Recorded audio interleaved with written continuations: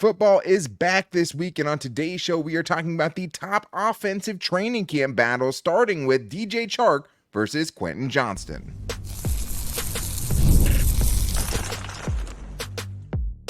You are Locked On Chargers, your daily podcast on the Los Angeles Chargers. Part of the Locked On Podcast Network, your team every day. What is up, and welcome into the Locked On Chargers podcast. I'm your host, Daniel Wade, joined as always by my co-host, David Drogemeyer, and we've been covering the Chargers now for 9 seasons together, but this is our 7th year as the host of the Locked On Chargers podcast, bringing you your team every day. Thank you to the everydayers out there for making us your first listen. To make sure that you never miss the show, go subscribe or follow for free on the Locked On Chargers YouTube channel and listen wherever you get your podcast from. David, what do we got today? Well, Daniel, it's a completely new offense under offensive coordinator Greg Roman. So we got to get into these training camp battles. Can Quentin Johnston take that leap in his second year, and can he secure some snaps versus the veteran DJ Chark? And the running back room, who is going to be the guy that gets the lion's share of the carries? Is J.K. Dobbins going to be healthy enough to steal that spot? And on the offensive line, Trey Pipkins switching over to right guard, is that transition going to go well, or is Jamaree Salyer going to have something to say about it? Multiple starting spots on the line as we enter this training camp, and I'm so excited. But today's episode is brought to you by LinkedIn Jobs. LinkedIn Jobs helps you find the qualified candidates you want to talk to faster. Post your job for free at linkedin.com/LockedOnNFL. That's linkedin.com/LockedOnNFL to post your job for free. Terms and conditions apply. David, I want to talk about the offensive camp battles we're going to be seeing only in a few days with the Chargers' first training camp day opening up on Wednesday. I'm so excited for that, and we're getting into our biggest offensive and defensive camp battles over the next couple of days. And one of the biggest ones, and I think one of the biggest names to keep an eye on going in, is Quentin Johnston and how he kind of forges his role and earns his role in this new offense, in a new offense that doesn't really have any favoritism towards him, not the regime that drafted him, and an offense that now has a ton of wide receivers. And this is an interesting camp battle because they're not really playing the same position. Like DJ Chark is an ex-receiver on the outside who's big enough to play out there, can get contested catches and things like that. Whereas Quentin Johnston really fits in better at the Z, really off of the ball. So I think that's where it's kind of interesting here. But to me, it kind of feels like this, like Josh Palmer can do both, right? So if Quentin Johnston comes out here and really, really impresses during training camp, they could say, okay, well, we'll put Quentin Johnston at the Z where he fits a lot better, not forcing him into the X like they did last season. We'll put Josh Palmer at the X, and then we'll have Ladd McConkey in the slot. Whereas I think going into it, more traditionally, you'll have DJ Chark on the outside of X, Josh Palmer at the Z, and Ladd McConkey in the slot. And I think it'll be up to Quentin Johnston to kind of make them shift things around. Yeah, I mean, by all accounts, it was an underwhelming first year in the NFL for Quentin Johnston, right? Yeah. I mean, the drops, the route running, I mean, those were all very prevalent. And, he got thrust into the action. He probably, was put into a position where he had to, show up right away.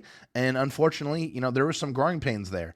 And so hopefully this offseason, he was able to go to work, get back to the lab, get those hands right, get the mental aspect of the game right, and come in ready to compete because he has an opportunity. But it's also up to the Chargers to put him in the best positions to utilize his gifts and his skill sets to get the most out of him. I don't think that the Chargers did that last year. Greg Roman and Sanjay Lal, the wide receivers coach, are going to be tasked with getting the most out of Quentin Johnston, and that means using him correctly. Yeah, and I think a lot of it's just going to have to do with how much has he improved, how much better has the route running got, because if he had a strength, it would just be what he was able to do with the ball in his hands. And when he caught it on the few opportunities that he had, it was very hard to bring him down. Yeah. Multiple instances where you had the whistle being blown before he actually hits the ground. Which is crazy. But with DJ Chark, you get speed to stretch the field. You get the best contested catch player on the team, at least as far as their stats last year. He was one of the better contested catch guys in the league. And it's just a totally different skill set, but that they also brought him in for a reason. And I think that Quentin Johnston will have some sort of role this year, no matter what. And I think they're going to try to get him involved and get him into the spaces that'll help his game the most. At the same time, though, I feel like it'll be up to him to show that he can be more than that. Be more than just a gadget guy. Sure. Be a guy that you don't have to scheme into the offense. Because if you're getting schemed into the offense and that's the only way that you're useful, then you're just a gadget guy.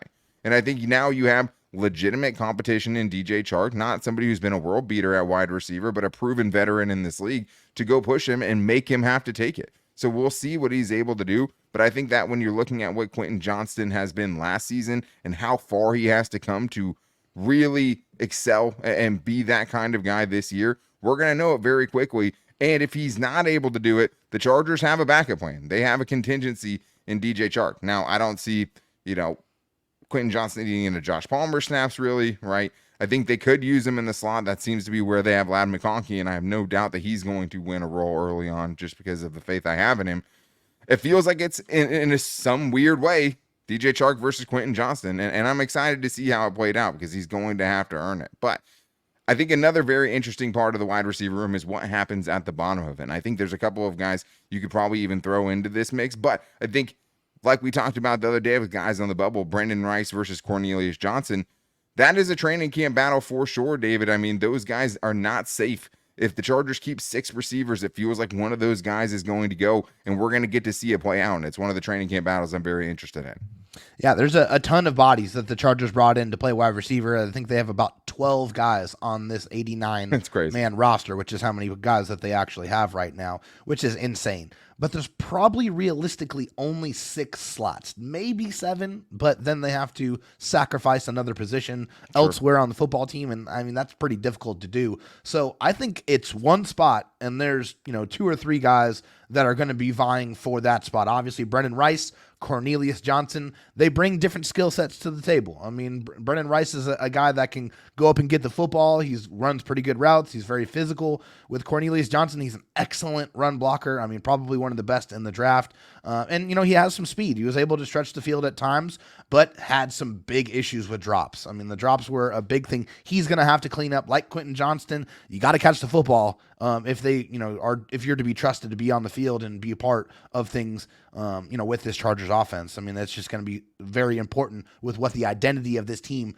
is going to be. And I think the interesting thing here, too, is that Brenden Rice can block, right? Like, Cornelius Johnson's the better of the 2 blockers, but it's not like Brenden Rice was just really bad at it coming out. It's just Cornelius Johnson was the best guy that I watched at it. So I think a lot of this is going to come down to, what do you want from that final wide receiver spot? What are you looking for? Because it's not a role that is going to have a huge impact on every Sunday. It's just not. So would you rather have a guy that you can bring in for, heavy run situations where you just need somebody to make a block, and you have, you don't want Darius Davis or Ladd McConkey on the field with their, combined like 250 pounds? No, you probably would want someone like that. But at the same time, when you look at who would have an easier chance or a better chance to kind of make the splash plays that are available to them in training camp, I think it's Brenden Rice. I think the other kind of thing here, David, is how does Ryan Ficken feel about you, right? Because at the same time, if you're the guy that's wide receiver 6 out of 6 wide receivers, probably going to have to play some special teams too.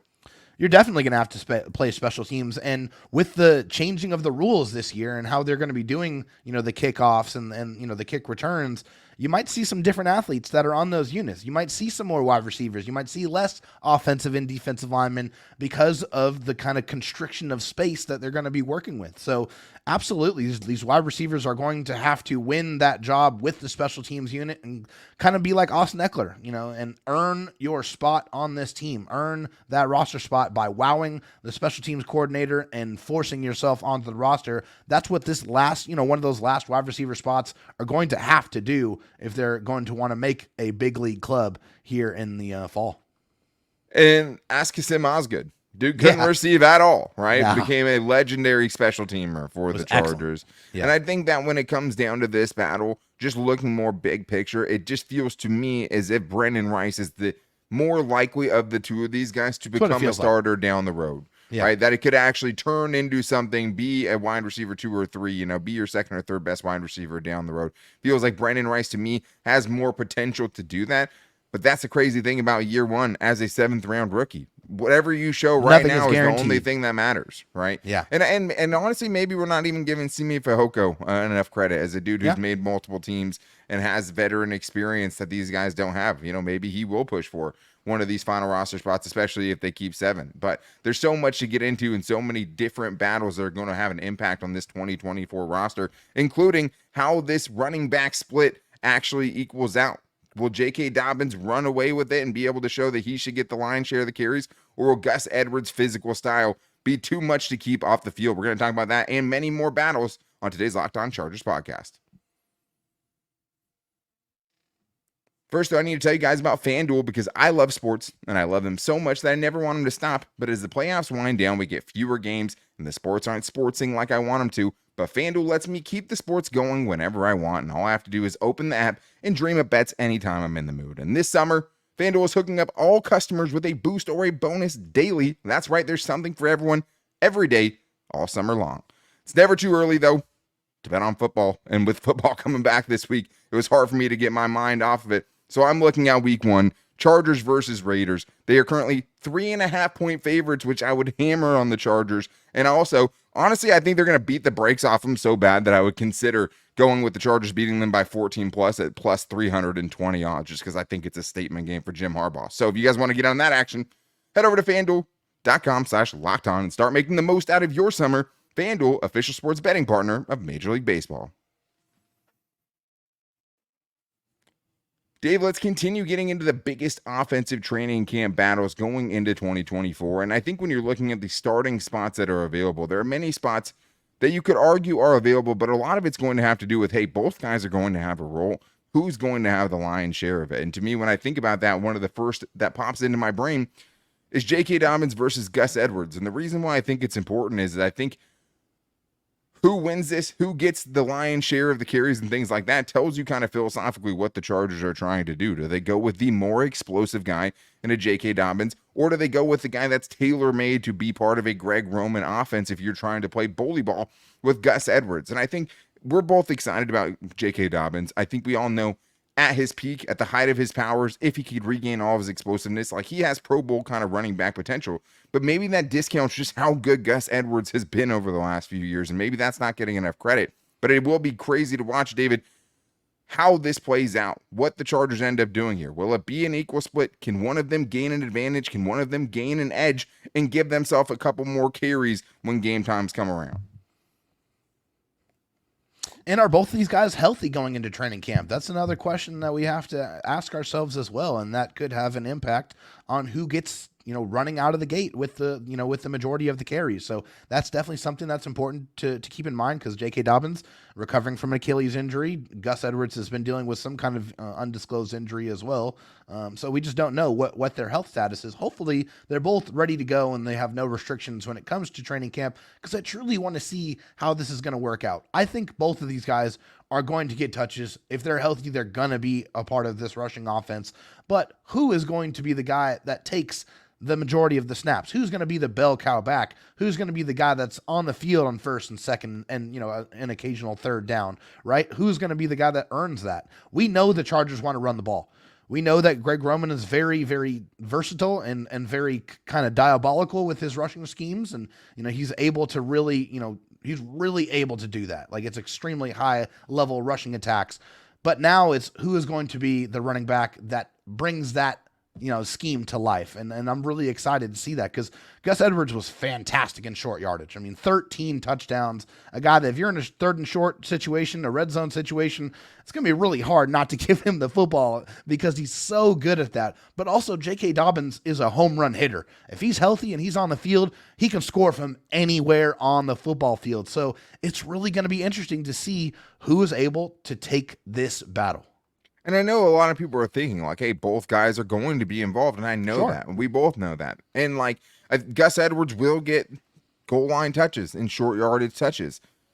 But he doesn't want it to only be those, right? Like he wants to get it in other parts of the game as well. And no matter what, that will be part of it. But I'm telling you right now, if J.K. Dobbins is out here ripping off 20-yard touchdowns every other day at practice, it's going to be hard not to give him more of the carries. And I think for Gus Edwards, the big thing for him will be, hey, once the pads come on, that's where I'm going to show you that I'm always going forward. Nobody's bringing me down, and I'm going to show kind of the physical presence I can bring as this team tries to turn into a team you don't want to play on Sundays, which has been the whole motto this whole time. Running the football has been the motto this whole time.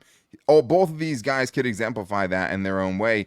But another part of this I'm really interested in is Kamani Vidal fighting for a role. And I don't think Kamani Vidal, even as a 6th round pick, is in jeopardy. He wasn't on the bubble show, right? I think he makes this team no matter what, and I like his game. That's probably why. But I think for him, it's first of all, starting off by fighting off the Isaiah Spillers and the Elijah Dotsons of the world to be RB3, right?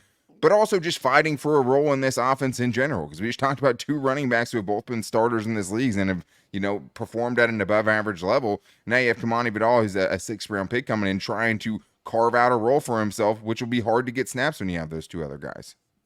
It sure will. But, I mean, one thing that Kamani Vidal brings to the table is an ability to pass protect exceptionally well, and that is super, super rare. If you want to be on the football field on 3rd downs, if you want to be a pass-catching running back, which Kamani Vidal has the ability to do, he's also a bowling ball. I mean, this guy's kind of hard to tackle in between the tackles. Like, he's like really good at going forward.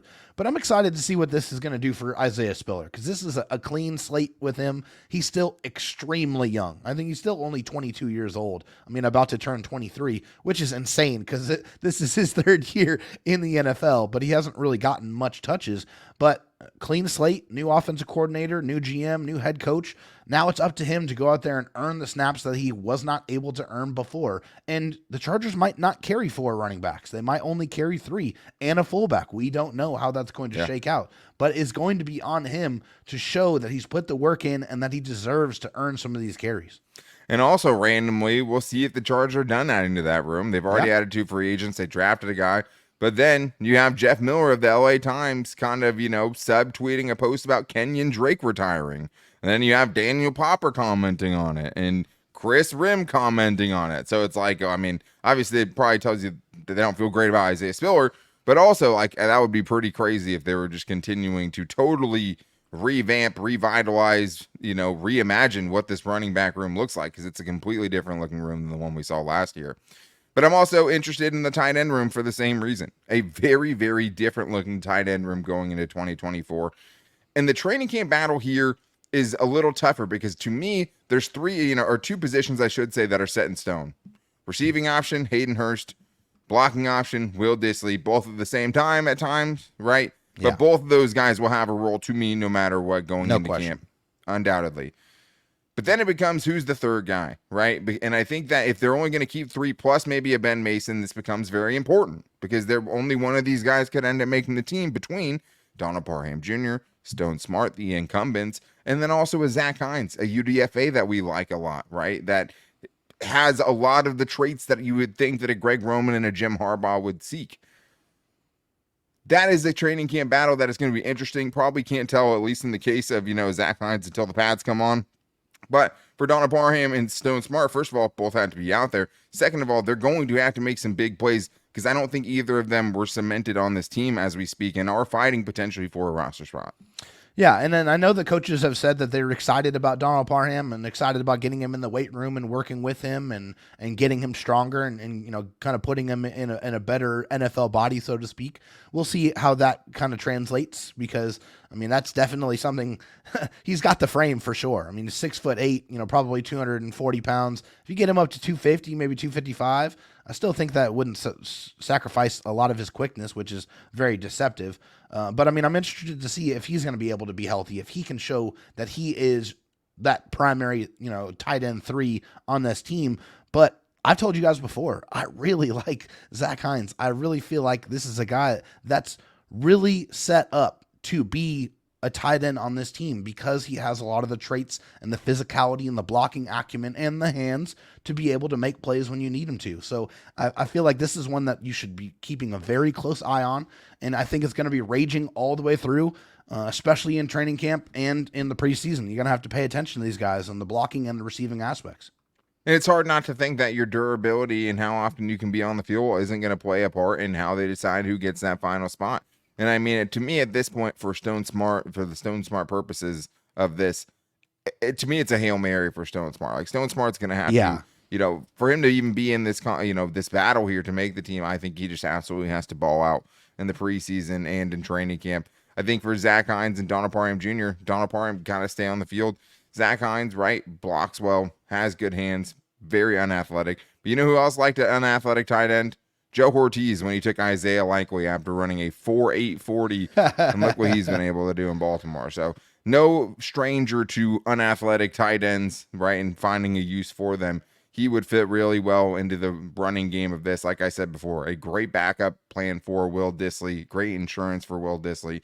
And, as far as just like maybe red zone target, big dude who can box people out, I don't think he'd be terrible there, even though he's not very quick, not very, fleet of foot to say the least. But that'll be fun. I'm excited to see what these tight ends can do once training camp opens up on Wednesday. But we have more to get into, including the biggest battle on the offensive line between Jamaree Salyer and Trey Pipkins. Is Trey Pipkins just being given this job? Does Jamaree Salyer have a chance? We're going to get into that and much more in today's Locked On Chargers podcast. First, I need to tell you guys about LinkedIn Jobs, because when you're hiring for your small business, you want to find quality professionals that are on the right for the role. And that's why you have to check out LinkedIn Jobs, because LinkedIn Jobs has the tools to help you find the right professionals for your team faster and for free. LinkedIn isn't just a job board. LinkedIn helps you hire professionals that you can't find anywhere else, even those who aren't actively searching for a new job, but might be open to the perfect role. And what you want to get is the right fit. And to me, that's always what separates LinkedIn from other job searching sites. It's not just a job board, because with LinkedIn, not only are you getting candidates that you need when you need them, because you can't always wait, but you're getting quality candidates, because the last thing you want to do is get somebody who's not the right fit and be right back where you started. And now you've wasted a couple of weeks or a couple of months with the wrong fit. Get qualified, quality users with LinkedIn. And it's what on LinkedIn, 86% of small businesses get a qualified candidate within 24 hours. Hire professionals like a professional on LinkedIn. Post your job for free at linkedin.com/LockedOnNFL. That's linkedin.com/LockedOnNFL to post your job for free. Terms and conditions apply. David, I want to get into the rest of these training camp battles, and especially those on the offensive line, because the first thing that pops up to my mind is Jamaree Salyer versus Trey Pipkins. I mean, the Chargers are experimenting with Trey Pipkins at right guard. He's never played guard before, and Jamaree Salyer feels like he has to take his job back as we enter this training camp. And then at the same time, if those two are battling it out for right guard, who is pushing Joe Alt?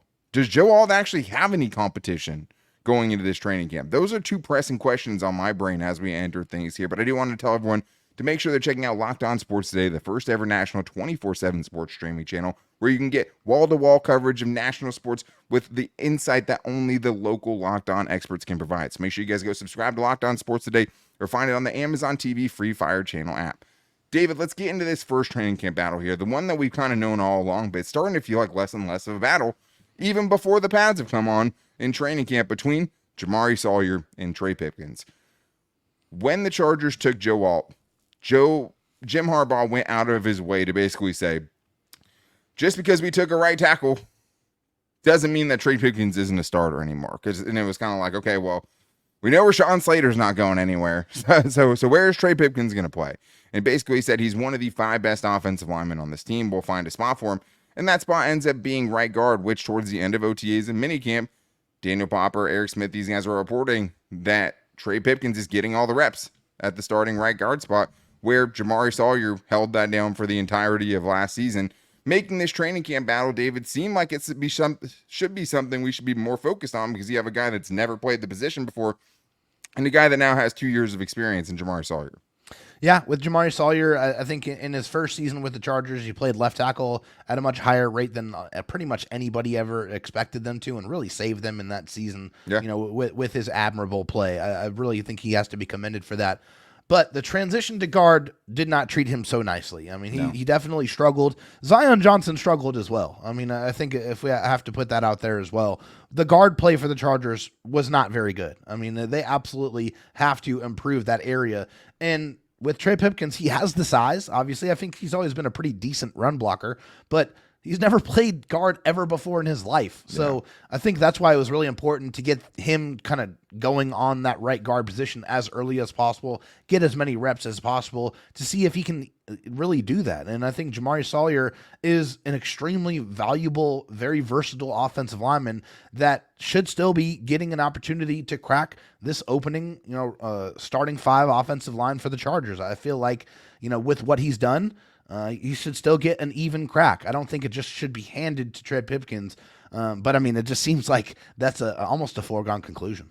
And part of it's because of how bad Salyer was, right? Tied for the most sacks allowed at guard, second most pressures allowed at guard last season. So those are numbers that you're trying to improve on, and you get someone, you're trying someone else there, even if they haven't played guard. I think the real question is, hey, should you have tried to find a real competition, a veteran guard to push him? Should you have found a veteran guard to push Zion Johnson on the other side? Because it's not as if, we're talking about Zion Johnson as if he figured it out. He hasn't, right?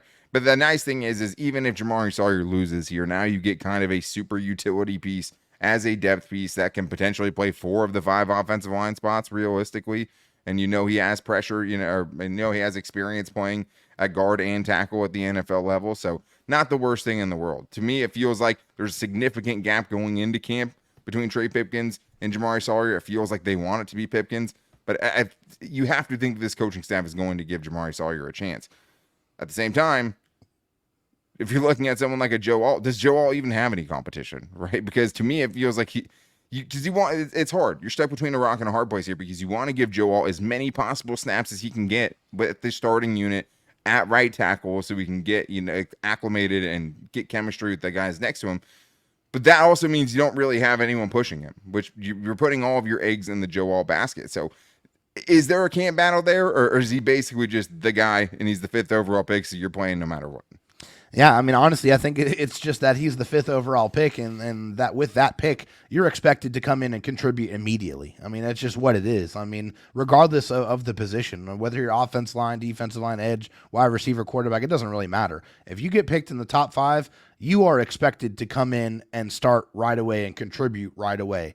That's just what comes with that moniker. And for Joe Alt, maybe that's not the healthiest thing in the world, but I mean, they don't really have a choice. They don't really have anyone else that's adequate enough to really push him. I'm sorry. I don't really have a lot of belief in Alex Leatherwood to be a primary competition for Joe Alt. It's just, that's a Grand Canyon size gap between those two players. And Joe Alt's just stepping foot in the NFL for the first time. That's just how good of a prospect that Joe Alt is. I mean, he's a fantastic player, but he has never played right tackle before on a consistent basis, besides a couple of unbalanced looks. So he does need all the snaps, all of the opportunities that he can get to get comfortable, because it's his job, hopefully, for the next 10 years. That's what you're hoping for. But the problem is like, what's the answer if he's not good? What's the contingency there? Do you kick Trey Pipkins back out to right tackle? I think you have to. And you just don't really worry about him trying to learn right tackle specifically in this new offense? Put Jamaree Salyer back at right guard. I don't know. I think no matter what, he would have ended up starting at right tackle because of where they selected him. And I think outside of quarterback, you're going to be expected to start right away. That quarterback's the only position you would take somebody in the top 5 and then potentially not play them in year 1. If you're taking a tackle there, you're expecting that tackle to start. Because if you're a good enough team to not need to play your 5th overall pick, you're probably not picking 5th overall. So that's pretty much as simple as that needs to be. But I just think that's hey, he needs the snaps there, but also a little sketchy that you don't have more legitimate competition, somebody to really light a fire behind him that can actually push him, impress him. I don't think that guy's on the roster right now. But quickly, David, the last one here on the offensive line, I would say, is Jordan McFadden versus Brenden Hymus. McFadden, mentioned by the coaching staff as a potential future center. And you also have Brenden Hymus, who got a couple of games last year at center in his first year playing center full-time. Didn't play great, was okay, but it's also a position, David, backup center, that we've seen be vitally crucial over the last couple of seasons. So is that an interesting camp battle to you? Are you interested to see kind of who comes away with that? I mean, I think it has to be interesting. I mean, you saw how many snaps that the backup center played for the Chargers last year, almost the entire season. I don't think most people are thinking backup center is a sexy battle, though, but it's something that worries me, right? I need to see. And it should. I mean, it should worry you because Brenden Hymus has very little experience playing center at the NFL because he's transitioned from 2 other positions to try to be a center in this league. And Jordan McFadden's a guy they said that has the ability to play there. And if he does showcase that ability, then maybe he can push Hymus off the roster. I mean, I think that's not unheard of to think, but he's going to have to show that competency in camp. Although it does concern me that between the candidates that are there for backup center, there is very little experience. And if something happens to Bozeman, the Chargers are in big trouble. I absolutely agree with that. I think the other thing here is that's a big part of the reason you brought in Bozeman, because of the durability that he's shown. Not that it's ever perfect and you never know, but I think that was a huge part of it and maybe makes him feel better about it. And then I think the other thing in this part of things is just, hey, is there an undrafted free agent that can push a Jordan McFadden? If he's just going guard, can Carson Barnhart be the guy that takes that spot as the backup left guard? Can a Bucky Williams push one of these guys at the backup center position, or a Willis Patrick? Those are the camp battles at the bottom of the roster that we'll see if somebody can make some noise, but those guys are going to have to really, really put their best foot forward. And a lot of it's going to have to do with how many guys they end up keeping on the offensive line. Will have a huge part to do with it. But they're expecting this offensive line to be a lot better. That's a huge part of what this Chargers team wants to be as far as the improvements they feel like they've made during the offseason. And these spots are all really, really important. But that's just for the offensive side of things. Make sure you're back here tomorrow because we will be getting into the biggest defensive training camp battles in this roster, including Tarheeb Still versus John Taylor, the linebacker battle that's going to commence between Deion Henley and Junior Colson, and obviously Denzel Perryman, the veteran they brought in. So make sure you guys are back here tomorrow. To make sure you don't miss it, go subscribe or follow for free on the Locked On Chargers YouTube channel and listen wherever you get your podcast from. You can also find the show every day on our social media. You can find us on Twitter at Locked On LAC, on our Instagram at Locked On Chargers, and our Locked On Chargers Facebook page. You can find me on Twitter at Dan Talk Sports and David Drogemeyer at Dro Talk SD. Make sure you guys are back here tomorrow because it is the biggest defensive training camp battles with training camp opening up this Wednesday. But until then, guys, take it easy and go Bolts.